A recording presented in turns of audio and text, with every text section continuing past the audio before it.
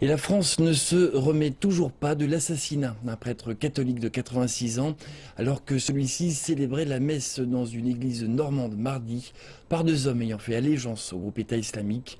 Le président français François Hollande a organisé un conseil de défense et de sécurité et a rencontré différents chefs religieux à l'Élysée. Il cherche des moyens de répondre à la menace terroriste. François Hollande est sous le feu des critiques, notamment de la part de ses opposants. Ceux-ci affirment que le gouvernement n'en a pas fait assez pour empêcher de futures attaques terroristes.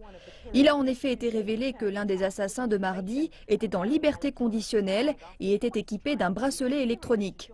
Il avait essayé de se rendre en Syrie par deux fois pour rejoindre les rangs de Daesh. François Hollande a refusé cependant de mordre à l'hameçon, affirmant que l'unité nationale est la seule réponse possible, un sentiment partagé par ses conseillers.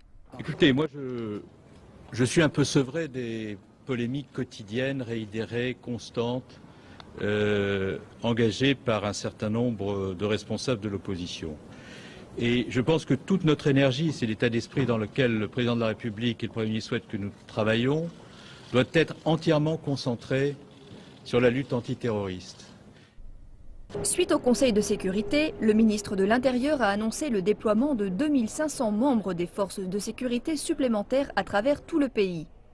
François Hollande a également rencontré des chefs des cultes chrétiens, musulmans, juifs et bouddhistes au palais de l'Élysée.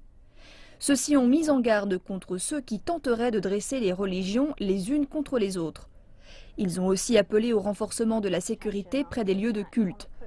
Les synagogues et les mosquées bénéficiaient déjà d'une protection policière après l'attaque d'un supermarché Kasher à Paris il y a 18 mois.